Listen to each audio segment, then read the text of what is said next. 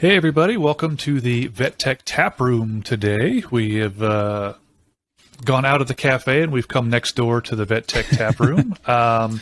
So welcome to the Tech Taproom where your favorite musicians are always playing live. Dave, you got a good beer there?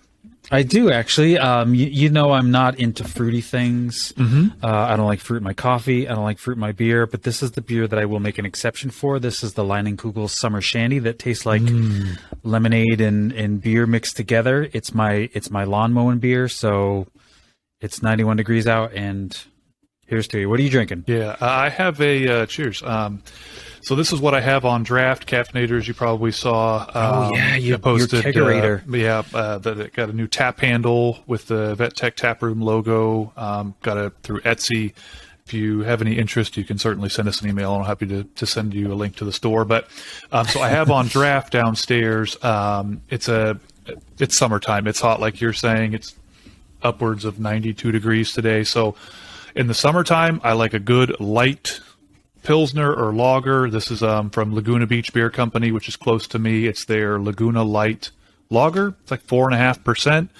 It's basically craft beer Bud Light, but I love it. It's delicious, and on a hot summer day, it's wonderful. So cheers to you, Captain. Cheers, buddy. So we wanted to do a tap room. We did one kind of as a kickoff to our mental health series. We thought we would come back on and do one kind of as a recap now that all the episodes have aired, and a couple of other things we'll talk about too. But we'll start there. What did you think, and what'd you like? What'd you learn? I loved hearing the stories from Amber and Kat. Just the openness of their personal stories, and you know, again, all these issues that we talk about, especially in Mental Health Awareness Month. If we don't talk about them, they're just going to fester. They're not going to heal. They're not going to get anywhere. And talking about it is, I think, is great therapy for a lot of these things. So I really, hats off to them for sharing their stories. I know with Kat, it took her a while to be comfortable talking about that. 'Cause I mean, everything happened over a year and a half ago. And still fairly recently. Yeah. Still fairly recently. And she kind of went off the radar for a while, and no fault of us on her, because I would do the same thing. But being comfortable enough to talk about it, I think is great. And us releasing these episodes in conjunction with her releasing her Interrupted series. I almost went unscripted, but that's not it. The Interrupted series, which I thought was great to listen to as well. If you haven't heard her Interrupted series, listen to those, because that's 4 great episodes that are just amazing. What'd you think? Yeah, same for me. And first, a big thank you to Amber and Kat and Jesus for coming on and like you were saying, kind of laying their souls bare for us to talk about. But with, like you said, with Kat, it was such a unique perspective, because I think that there's an availability of some of these substances in veterinary medicine that, I don't know, I've never worked in human medicine, but I just believe is not there in human medicine, because things are so much, more under lock and key than they are. That's unfortunate. Excuse me. Bless you. In human medicine than they are in veterinary medicine. So, I think that was a really interesting discussion to have. And honestly, though, the same with Amber and talking about how it was affecting her work. And, that she thought maybe people, like she was, kind of playing it off and people weren't noticing, but obviously people were. And so I think there was just a lot of unique points that, whether you found yourself in that situation or if you have a coworker that is, I think there was some really good take home things to kind of keep an eye out on or look for. And then I thought Jesus really brought everything kind of together in terms of what to look out for, actionable steps if something happens, and really making sure you're following company protocol, which I thought was a really interesting point. And do you actually have a company protocol? Right. So I thought there was so much of that. And then I also thought it was really, really cool that Amber took it upon herself to create that Facebook group. We mentioned in the episode in Caffeinators, you probably aren't fully aware of this, but we had we had a lot of IT problems with that, and we had to record basically her entire episode over again. Yeah. And in the time it took us to figure out the problem and set up another recording session, she had already created that Facebook group, had what, 100, 150? I looked just the other day. There was, I think, 170. Okay. Yeah. So, I mean, Yeah. definitely something that is needed in the field. And, you know, if you are in need of help or in need of colleagues that are going through this as well, find her Facebook group and go through it. Veterinary Professionals in Recovery. You can find it really easily on Facebook and join. So there's already been a lot of really, really great support in there. So, it's always a difficult series to do, but it's so necessary. This isn't something obviously that's going to apply to everybody in our field, but I think there's a lot of things in here that resonate with a lot of people if you're in this field for a long enough period of time. It's just so prevalent, not just in our field, but as Caffeinators, we were recording an episode for the Vet Tech Cafe just before we came over here to the tap room. And the guest was saying about how obviously there's a mental health problem in veterinary medicine, but there's also one just in the general population. And so I think if you're in this field long enough, you're going to work with somebody or it's going to happen to you, and just being aware of that and knowing that that's a possibility and that it's okay. It's actually quite normal. And just like any other medical condition you may have, we just get checked out and we deal with it. Yeah. So, Well, I think the other thing is that, you know, as much as we say we're trying to fight the stigma of mental health, it's still there. And me personally, if I was going through some type of mental health crisis, I'm an extreme introvert in most cases, and most people would not know that I was dealing with something other than like really close friends. And it's not that it's a stigma with me. It's more of a, I don't want to say it's a pride thing, but it's something that I internalize things and I compartmentalize things and try to deal with stuff on my own instead of getting help. And I hope that if I ever do come across some time where I'm needing mental health help, that I would actually go out and get it. But quite honestly, it's going to be somebody saying, Dave, what are you doing? Why are you not getting help? But I mean, that's me, and that's how I deal with stuff. And, you know, not that I'm dealing with any type of addiction or substance abuse problems. That's not what I'm talking about, but any kind of mental health issue, that's kind of going to be my fallback, because you and I are of an older generation where when we were growing up, mental health wasn't discussed and you didn't deal with it, especially as guys. Guys, we don't deal with that because that's not how we were raised. But it's time for views to change, and people should be getting help that need help. Yeah, absolutely. So, and I mean, and I've said this before on the show that, I've used the BetterHelp platform. A few of our recent guests have. Amber said she had. Rhonda said she had. Our guest, again, we were just recording with, don't want to give too much away, but you'll love that episode, Caffeinators. Yeah, you will. Said, that's like an employee benefit he has for his people is BetterHelp is available if somebody were to need it. So, and the thing is resources are far more available today than they ever have been. Support is far more available than it ever has been. And you can do it from the comfort of your own home. You can do it on social media. You can do it on a website, and you can utilize these things to make yourselves better. And that's, I think, ultimately what we are trying to get across to our listeners, is that these options are out there, and these things, if you're experiencing, they're not unique to you. Right. They do happen. They do happen to people in our field, and they happen to the general population. And we just want to see you get the help that you need. Well, and the other thing that I forget who mentioned it, but the financial part of mental health, being able to afford it is sometimes difficult. And somebody mentioned that there are assistance programs out there, like even BetterHelp has like a financial. Hasu mentioned that. Yeah, that there's it must have been her that financial, mentioned almost that. like financial aid or something. Yeah, like we would have like Care Credit or Scratch Pay or what have you.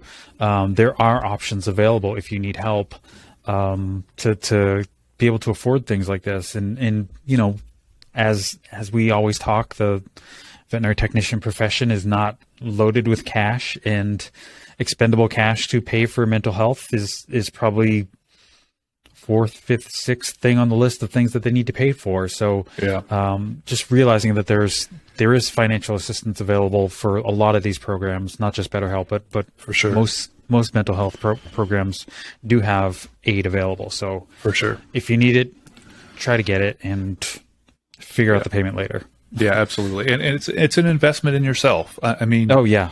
you know, it's hard to look at it that way. It's hard to make the dollars work sometimes, but yeah, it's an invaluable tool. Yeah, and we always love doing these mental health episodes because both of us always learn something. There's always something that we hadn't thought of, or a different way of looking at something that has always been very helpful for us. Yeah, absolutely. Kind of shifting gears here. So we're recording this on June 1st. I know this June won't 1st, yeah. this won't upload till this weekend, but June 1st, of course, starts Pride Month. Yes, Very, yes. very, very big thing in our field. We don't have any Pride Month guests this year, which is a little unfortunate. But you know, we try to be allies, and in the past we've had guests on that have given us some tips and tricks on how to become allies. And I really hope that, you know, there's some good events out there that we can kind of draw from. Yeah. And do what we And can. support and absolutely. And support and all that stuff. And so you'll see our profile images change for Pride Month, like a lot of people. But one thing I really want to stress is that it's not just the month of June. It's also Right. July It should be, 1st yeah. through May 31st. The rest Yep. of the year, that the Vet Tech Cafe and the Vet Tech Taproom are safe places for you to come and gather and listen. And if that's something you're struggling with as well, a lot of online therapy programs have Yeah. counselors that can talk to you about that specific Yep. thing, or, you know, so many different options. So again, just want to put out there, you know, that we try to be as supportive as we can of Pride Month as well in our field, Yep. because Yep. it's a big deal. Yep. Future episodes. How much do Yeah. we want to give away here? I don't know. The guest we just recorded with is kind of a big draw that we've been talking about for quite a while, and finally made it happen. But I think he was. they'll find out soon enough. He was. I think when you and I were at, I don't know if it was while we were at IBEX and kind of hatching this whole idea, but it was very soon after, if not, that we said, you know, I bet if we actually get this going and get this rolling and talk about what we want to talk about, this person would come on the show and talk to us about all these things from their perspective, and he did. So it was really fascinating discussion. That'll be the second episode in June. Our next episode, the earlier one in June, somebody who I worked with, and she now has a different role in one of the companies in veterinary medicine that you probably use their products quite regularly, and she's an engineer now, and that's what she's gone on to doing, is like veterinary biomedical engineering. So super fascinating discussion. She's not driving there. a train. No, absolutely not. But super fascinating discussion there. So again, you know, just trying to highlight some of the cool things you can do as a veterinary technician, and these ideas keep opening up to us. Like when we talked to her, I was like, I didn't realize that was a thing. Yeah, for sure. So the June episodes are going to be pretty great. So yeah. The other thing I wanted to bring up and kind of talk about, and honestly kind of give me your viewpoint of it, is, of course, I think everybody knows I'm on paternity leave. Our daughter was born May 2nd, so she's a month tomorrow, and I've been on leave since the day she was born, and I have 16 weeks that I'll be on paternity leave. And I think there's a bit of a stigma around that, because when I talk to people and I say I'm on leave for the summer, they assume it's a medical issue or what have you. And I say, oh no, it's, my daughter was born and I'm on paternity leave. People kind of give me some funny looks, some kind of, lifting an eye or what have you. And it's like they're very curious about it, but they don't want to ask or they don't want to learn about it or what have you. And I don't know, is there a stigma around it? Is it weird? I mean, me personally, I don't think so. I guess for some it may be, but I think our viewpoint is kind of skewed because how many veterinary technicians are males that could take paternity leave? That's not really something that we come across, I think, a lot. And I'm sure there is a stigma to some degree, but I think it's more of a thing because paternity leave is not a phrase that I'd be like, oh, what the heck is that? I've never heard of that. It's out there. It's a known thing. I think it's just not something that I think we think of guys taking or husbands taking for that. Mostly because, I mean, let's look at the whole pay thing. Technicians are typically not males. The stigma that the male has to be the breadwinner in the house. So if there's a couple where the technician is a male, the female of the relationship may be making less money than the male, where it's not beneficial for the husband to take paternity leave. But every relationship is different. Every financial dynamic is different. Right. But I think there's more of a stigma to the fact that males typically aren't technicians because they're supposed to be, quote unquote, and I'm using air quotes, the breadwinners of the family. Whereas females, and historically, women in this country have made 75 cents on the dollar compared to what males make. Mm-hmm. So their salary is more expendable in a relationship. Not that I agree with that. I don't at me. But that's just the way that it's historically been. Right. So I think paternity in our profession is probably not something that is commonly taken. Is there a stigma to it?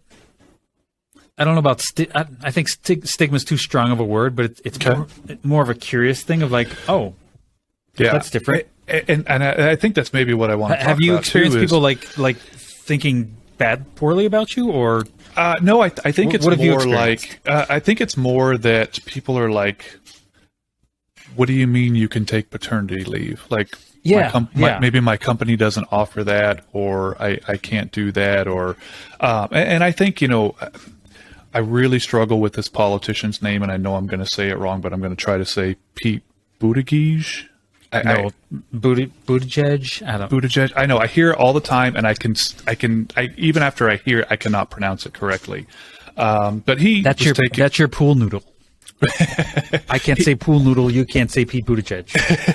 He was taking paternity leave, and I know he was, chastised for it from congressional Republicans and what have you. And I'm not saying I'm experiencing that, but I think there's a lot of people that don't know that maternity leave is covered under FMLA, under family bonding. I'm in California, of course. We have what is called CFRA, which is California Family Medical Rights Act. But basically these things, they cover males and females the same way. So FMLA, just a couple of kind of like bullet points here, because I think what a lot of people don't realize is that their companies, it's not we don't offer that.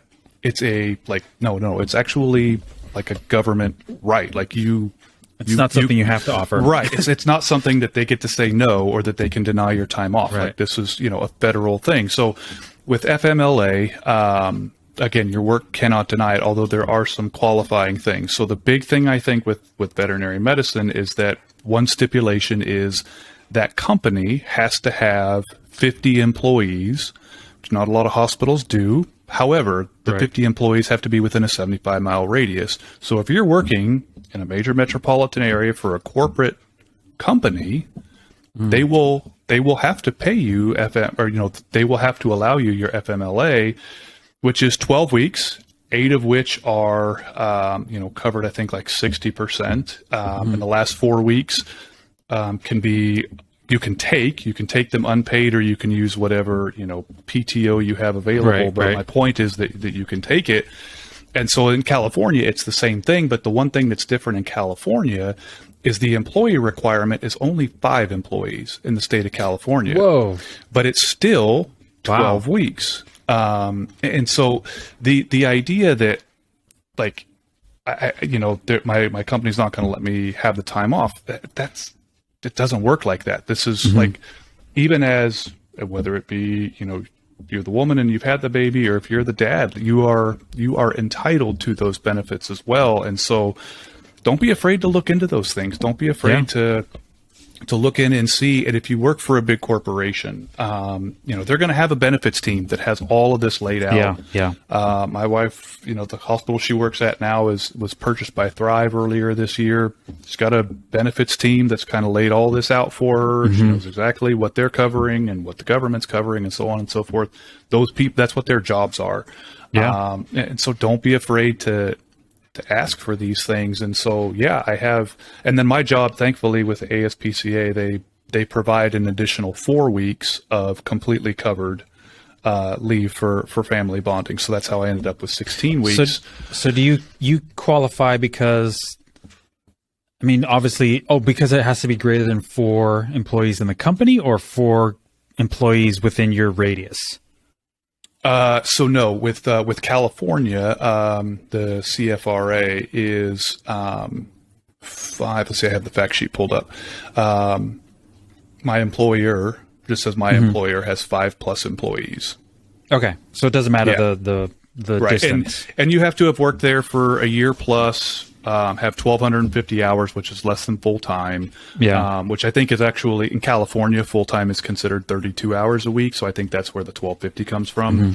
But again, 5+ employees, and that's all. And that's, again, it's the same for men and for women. And then again, my job with ASPCA adds an additional 4 weeks of fully covered time. So, there's a lot of people that have said to me, like, I just don't think I could take that much time. I'm going to take every minute that they're going to give me. Are you kidding me? Like, do you love working that much? Right. And again, I know that for some people, taking only a portion of your salary, maybe not the best idea financially. Maybe you can't do that. Maybe you have to work. I realize there are some of those things too, but all I wanted to come on and say regarding all of this is, don't let it be something, especially if you live in California, where you think my employer doesn't offer that. And I looked at some of the statistics and things. I won't go into it too much, but like the United States comparatively to some other countries in the world,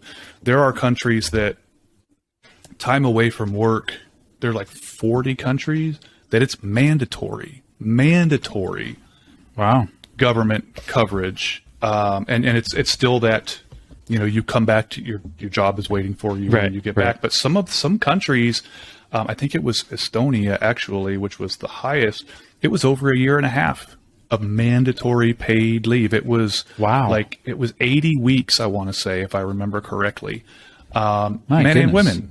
And there were, so it was like a comparison of the United States against all these other countries. And so again, just kind of being in this situation now, it's really piqued my curiosity. And I think, as you said, there's not a whole lot of guys in our field that this might apply to, but I think that there are some, and I know how the veterinary hospital dynamic works. Like when somebody goes out on leave for maternity leave, it's like, someone's going to pick up the slack. Yeah, we're going to be one person short in this. And if your clinic is truly running that lean, that one person being out on medical leave throws it in a downward spiral, or whatever phrase you want to use, like you have to look at that and say that can't be the way. I've worked at a practice recently where I think there were 3 surgeons in the practice, and one of the surgeons went on paternity leave, so they were short a third of their surgical staff for, I forget how long he was out, but that's probably the only other time that I remember seeing somebody take paternity leave. So he's a veterinarian, so little different than what we're talking about Sure. as technicians, but I mean, it's not something that, and when that was brought up, I was like, oh, well, good for him.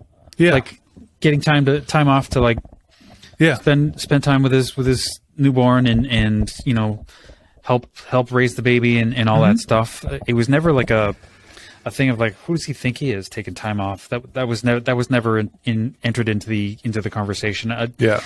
As far as the stigma goes, I don't know. And Pete Buttigieg is different because when you add in politics and LGBTQ Very, very different matters, situation. Absolutely. very different situation. Yeah. Much more under the microscope than say you or I are. So that's kind of Yeah. But I definitely like have that's known... that's an outlier, I think. Yeah, for sure. And I definitely have known dads that work for clinics who should have been as much time covered, you know, not as much time as they want, but, you know, had access to these benefits, but clearly weren't relayed to the employee. Yeah. And, you know, they took 1 or 2 weeks of vacation, like used their vacation pay for 1 or 2 weeks after the birth, because that's all the company would give them. And that's not how it works. And like, again, advocate for yourself, look into these matters for yourselves. And frankly, if there's a benefit like that you can be claim it. And, claim it. And like you said, you know, for you, it was not this, you know, you had the right mentality, right? Like good for that surgeon for going and taking that time. If your first thought is, and I think we talked about this too when we had Brittany Laughlin on the show talking about motherhood and all this, you know, if your first thought is, well, shoot, what is this going to do to the clinic? That's for sure the wrong mindset. And because that parent is never going to get that time back. Right. Exactly. Yeah. So anyway, so I just kind of wanted to talk about that and kind of get your thoughts, because I've definitely gotten some weird looks. Well, I think, like I said, I think it's probably because not many men take paternity. For sure. And it's a fairly new idea, I guess you could say, and it's but I hope to see it going forward. I hope to see you know, dads taking a more active role and in general, and the family dynamic has changed a little bit. And in general, if you're unsure of what your benefits are, somebody in your corporation or in your practice knows what your benefits are, and ask them. I mean, how many times have you taken a new job and you get the employee handbook and it's like 50, 60 pages long, and you're just like, where do I sign? Because I don't want to read this. Right. Yeah. All that stuff is in there. Somebody better know, like, state regulations, federal regulations regarding leave, and because it can be a medical leave too. I mean, you could be in a car accident, you could have a dog bite, you know, that you're out for a little while. Like, you need to know, and as an employee, like, you need to know what your rights are. Yeah. So anyway, Well, and I also had when my father passed away in 2016. I was up visiting him because he was actively dying, and then I kind of went up there on a whim and said, all right, I'm going to be out a couple days.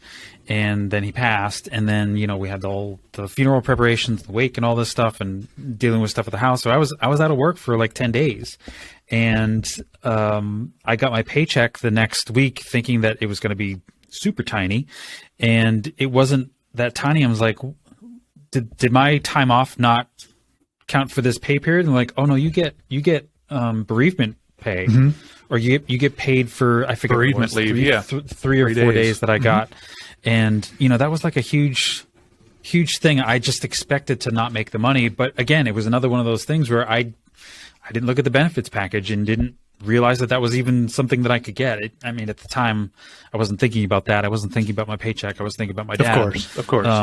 But I mean, those things are there. And if you work at a big corporation, chances are you've got more benefits than you're aware of. Yeah, for sure. And again, the corporation is going to use you. Make sure you use them to your benefit as well, and take every benefit that you get. I guess that's if you are allotted time off, take it and run. Absolutely. So yes. Anyway, what else you got, Dave? You got anything else? No, just gotta edit these episodes that we've recorded and get them going, and start working on July episodes. Yeah, absolutely. Well, Caffeinators, it was great to actually see you. As this is a video recorded, Or you so see if us. Yeah, or you see us. So if you're watching this on YouTube, hey, we hope you guys are well. And let us know what you think about paternity leave in the comment section. We'd love to hear your thoughts on it. Absolutely. We hope you guys are well. It's summertime. I'm sure you guys are jamming busy. Hopefully you get through that okay.